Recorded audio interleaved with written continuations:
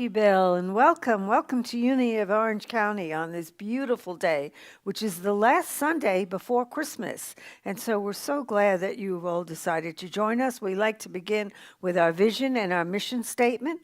Our vision statement here at Unity of Orange County is centered in divine love. We joyfully co create a world that works for all. And our mission is to awaken, inspire, and transform lives. And we are happy to have with us today Bill at piano. And I love your Christmas hat and vest. It's just so cool. And we have Tom on sound and John doing the streaming. And Christopher is on camera. And we have the wonderful and beautiful Shanice doing our daily meditation, daily word and meditation. And so we're glad that you're all here joining us. We are having a Christmas Eve service, obviously December 24th, Christmas Eve at 6:30. It's going to be on Zoom. So I know that Christmas may be a little bit different this year, but it's still an opportunity to come together and to be part of the Christmas Eve story. So we hope that you join us. The ID will also be on our webpage, and we'll send out a reminder by email the day before. So please come, invite your family and friends and anybody else you think that might like a little bit of Christmas on Christmas Eve.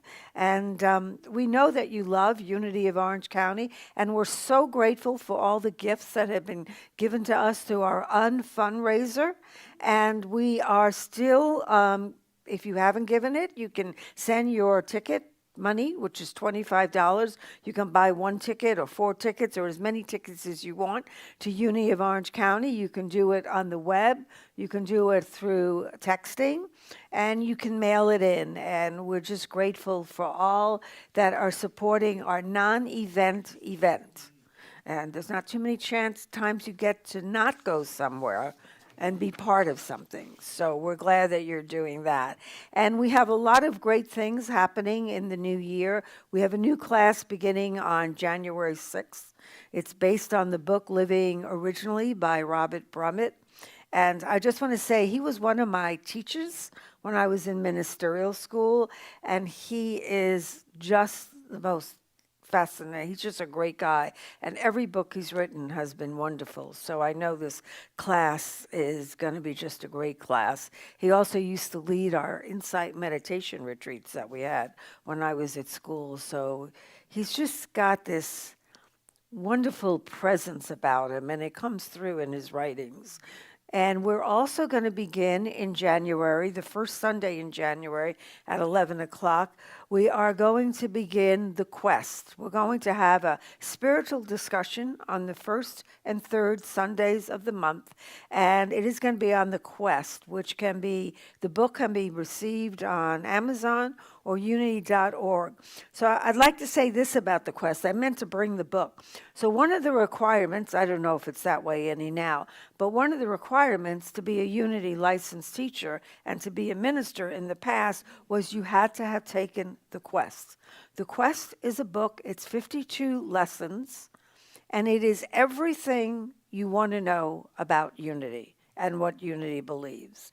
If you're wondering, what does Unity think about Jesus? What does Unity think about, virgin birth? Whatever, this book covers it. And so twice a month, we're going to have a discussion on the topics. And it is a great way to really learn what Unity believes about these. Because I'm sure people have asked you, well, what is Unity about? What does Unity believe? And you're like, okay, we love each other and we love to hug and we're very friendly and we're very spiritual, but I can't really tell you exactly what it is we believe. So this is a great class. The quest is, and it's so simply written. It really should have been called Unity for Dummies. So it's just a great book. So make sure that you're part of that. So we're going to be having a lot of things going on in the new year. And so now I would like to introduce Shanice for our daily word and our meditation.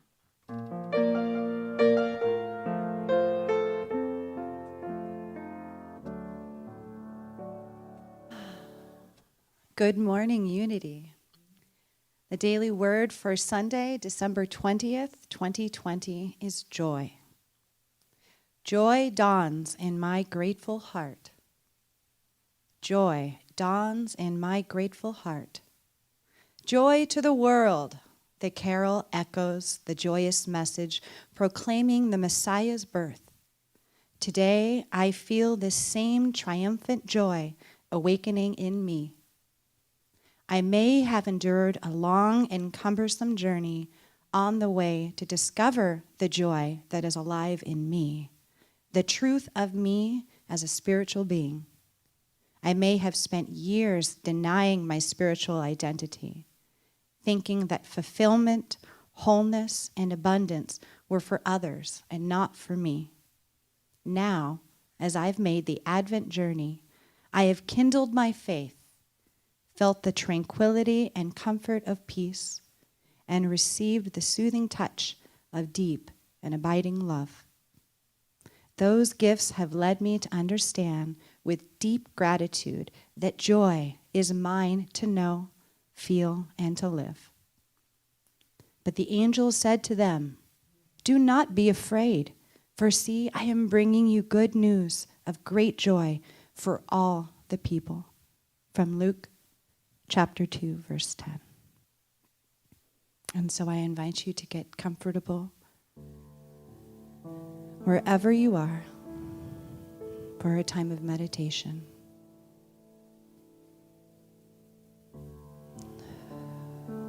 And breathing in and breathing out, we find ourselves in the holy ground of being. Breathing in, we feel, I am in God. Breathing out, we feel, God is in me. So I just invite you to softly close your eyes. There is much joy to be had. There is much to do in this season. But for now, there is nowhere to go. There is nowhere to be but here, but now. So breathing, I invite you to relax. Feel all of the weight bearing down into the earth, holding you upright, comforting you. Feel the warmth of light of being streaming down in through you. And breathing in, we feel, I am in God. Breathing out, God is within me. And we're just going to quiet the outer noise of the day waking world, and we're going to journey to the east, to the place of spiritual aspiration. We're going to follow that star that's guided us from the past and into eternity. So just breathing, relaxing into the holy ground where you are.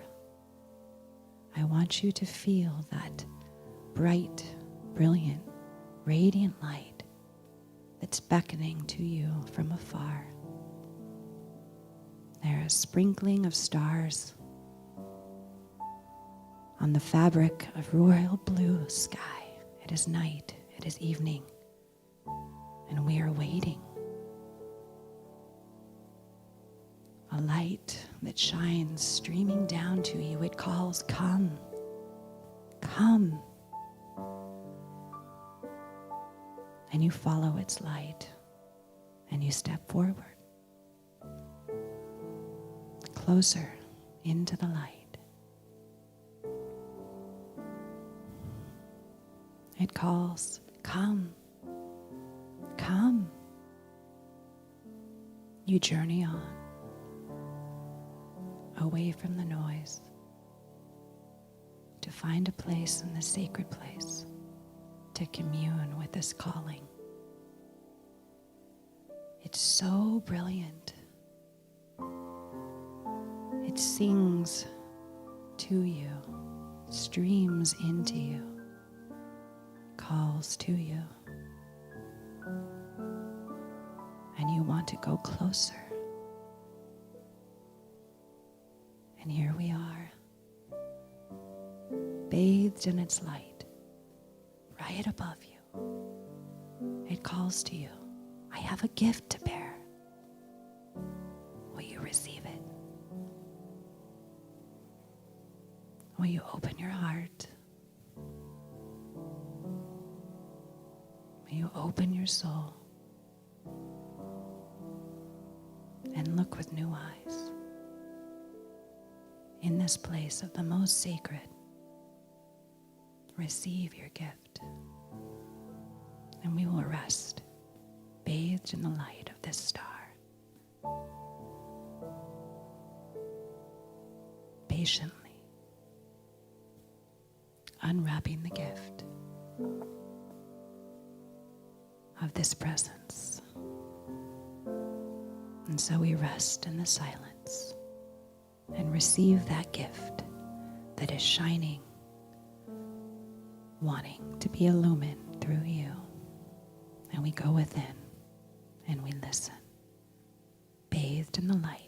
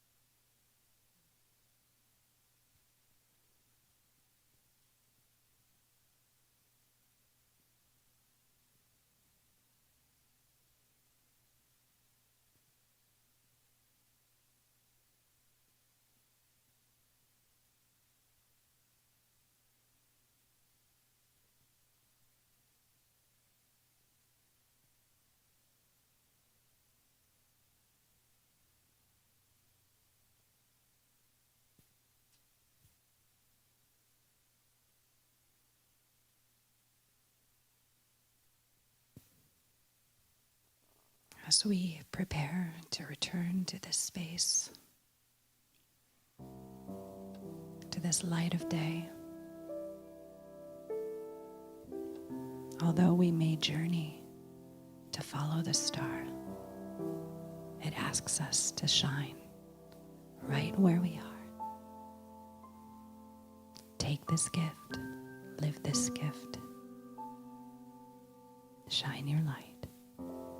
And so it is.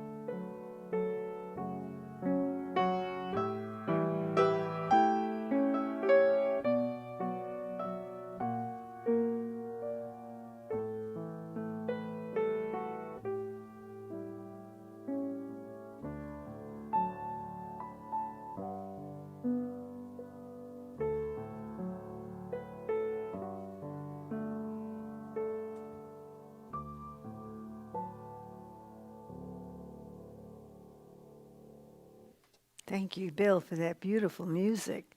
And thank you, Shanice, for that wonderful meditation. Really enjoyed it. And today we are lighting the candle for joy. It is the last Sunday of Advent. And so, COVID or no COVID, the question is, are you joyful? Do you feel joy in your life right now? The difference between joy and happiness is happiness usually is based on something outside of us. If the weather is good, we're happy. If a friend calls us, we're happy. If we get a raise at work, we're happy. But joy comes from within. Joy is not based on outside circumstances. So you can't say, well, I would be joyous if it wasn't for COVID. No, that has nothing at all to do with joy. In John 15:10-11, Jesus says, if you keep my commandments, you will abide in my love, just as I have kept my Father's commandments and abide in his love. I have said these things to you so that my joy may be in you and that your joy may be complete. So what Jesus is saying is his joy has to be within us. It's not something that happens because everything in our world just happens to be going perfectly. Joy is something that we express from within. You see it a lot with children because children are naturally joyous. They're born joyous. And then what often happens is the adults take that joy away from kids. Because very often we're brought up in a home where maybe we're told, oh, don't do that, or don't get that excited. Or when I was little, I was very short, like I'm really tall now.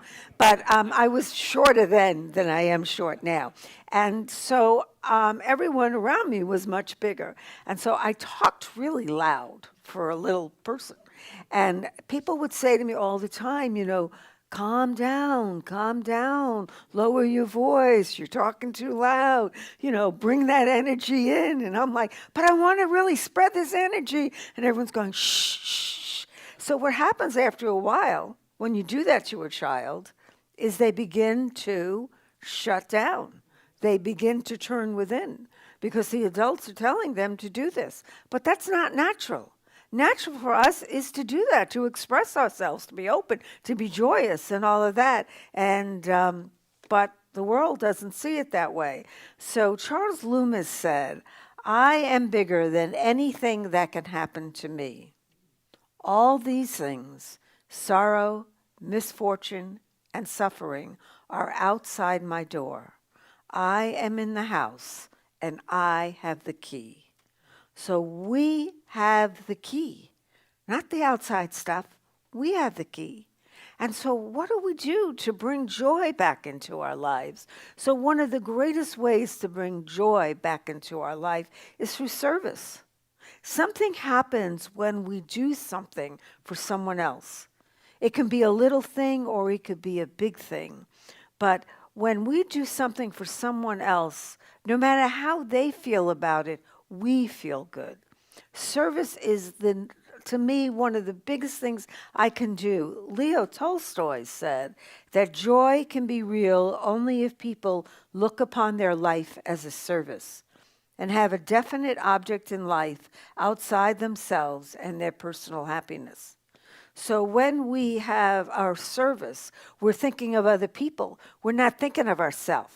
We tend as human beings to be selfish, self-centered, filled with self-pity. That's self. And when we're into that self, we can't really experience joy. One of the things that I've always discovered is that if I'm really into myself and feeling filled with self-pity and all that kind of stuff, the thing that gets me out of it is picking up the phone and calling somebody and finding out how they're doing. And maybe just listening as that person goes on about all their woes. But the funny thing happens. At the end of the call, I don't feel bad anymore. They may feel terrible, but I'm feeling great because that's what service does. Service gets us out of ourselves. So I found this story, and it's written by a man by the name of Tennant Morell, and it's called True Christmas Joy. 'Twas the day before Christmas, a long time ago, and our beautiful earth was all covered with snow. Down the street with their sleighs came two manly boys who paused at the window to look at the toys. Already two others were looking in, but their faces were sad and their clothes old and thin. And the little one said, "Is it because we're so poor that Santa doesn't come to our house anymore?"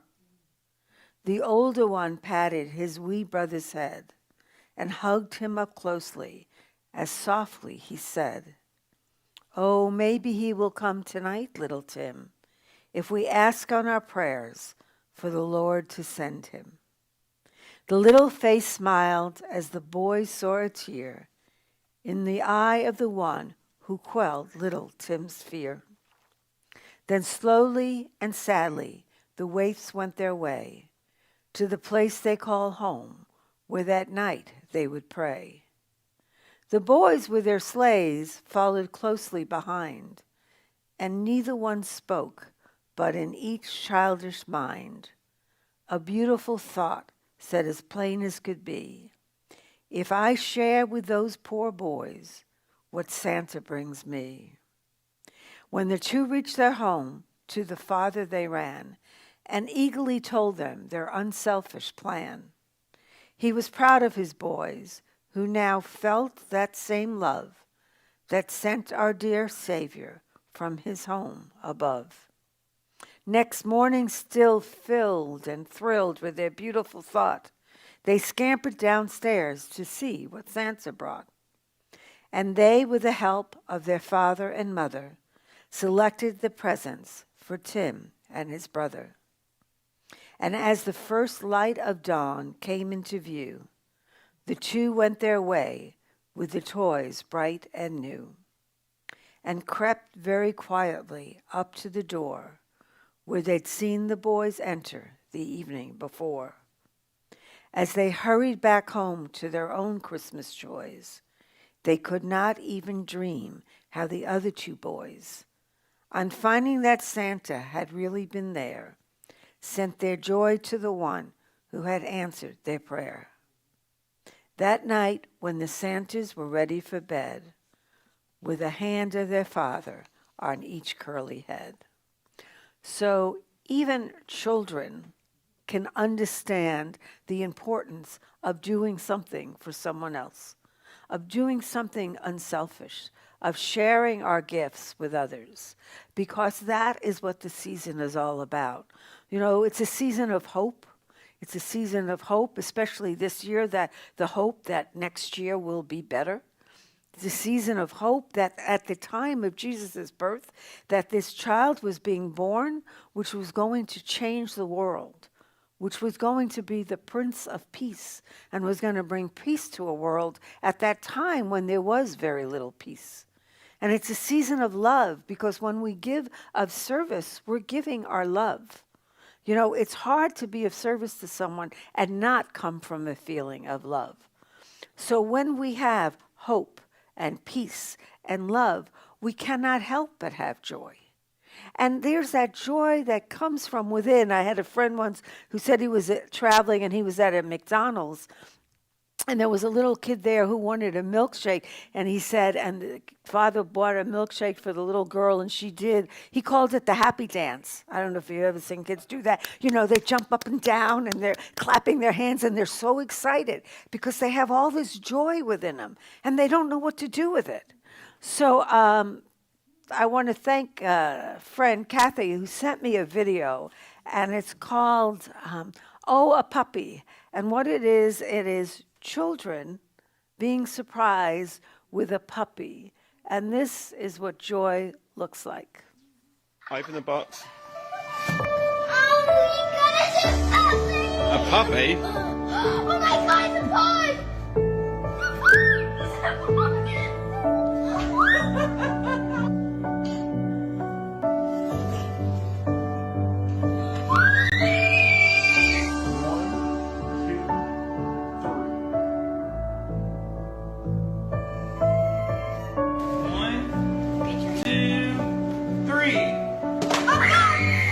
Careful.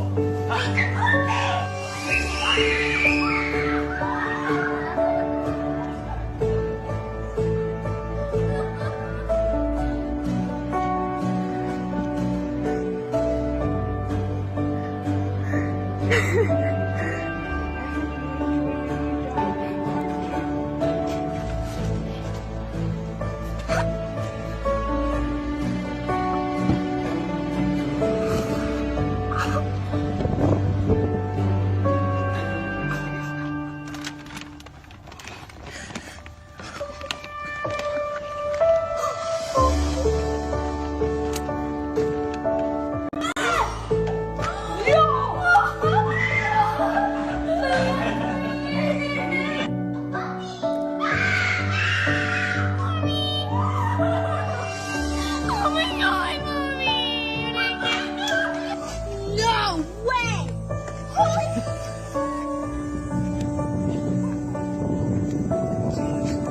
It's mine. It's mine.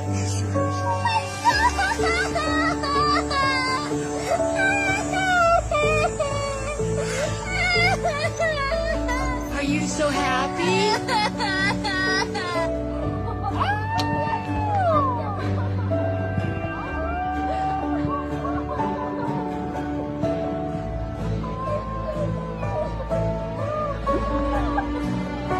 Are you sure it's not moving?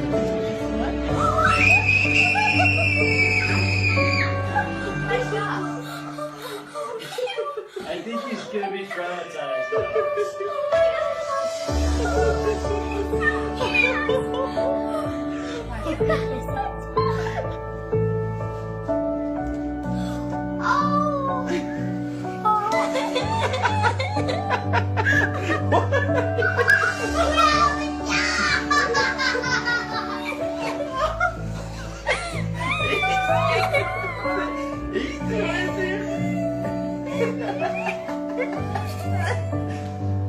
What is that?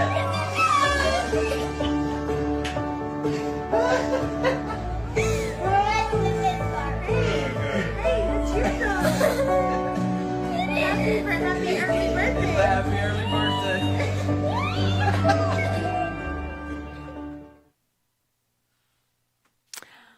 That's my Christmas wish for you, that you feel that joy, that you feel the joy that a child feels when they first get their first puppy. The joy that just comes out in tears and smiles and laughter. And it doesn't matter what else is going on in your world, because it just comes from within. And maybe that joy is from realizing that it is the Christmas season. And it is a time of hope and peace and love. And it is a time when not only was Jesus born, but the Christ within each of us is born, so that we may feel that joy that Jesus talked about. So I invite you to close your eyes for a moment and take a few deep breaths.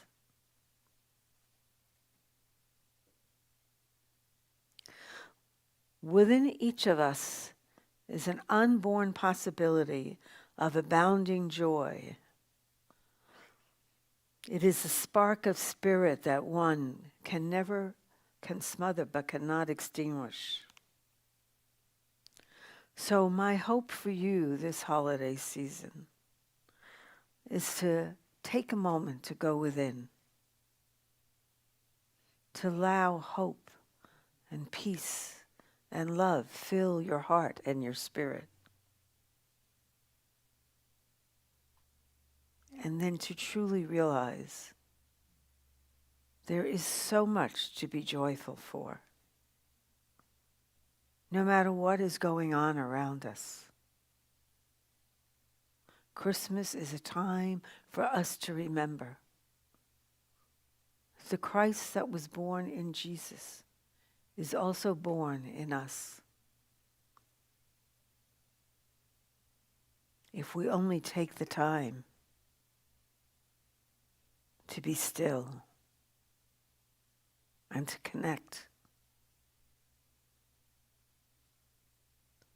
And as we do, we will be filled with the joy that overflows. and a joy that we cannot help but spread to the world around us. So that truly this Christmas season, no matter what is going on in your world, it will be the best Christmas ever.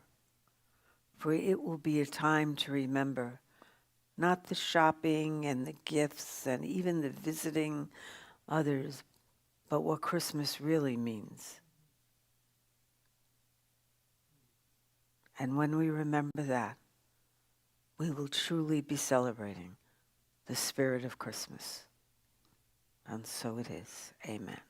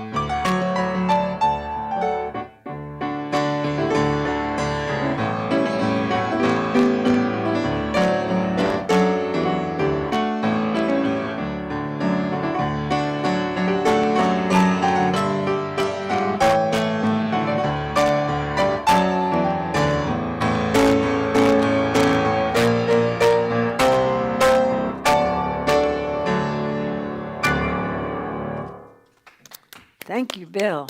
That was wonderful. Got me in the Christmas spirit, if you're not already in the Christmas spirit. So, we have to make an effort sometimes to do something. We can't just expect sometimes everything to happen for us. So if you are not feeling in the Christmas spirit, I would advise you to go do something to make you feel like in the Christmas spirit.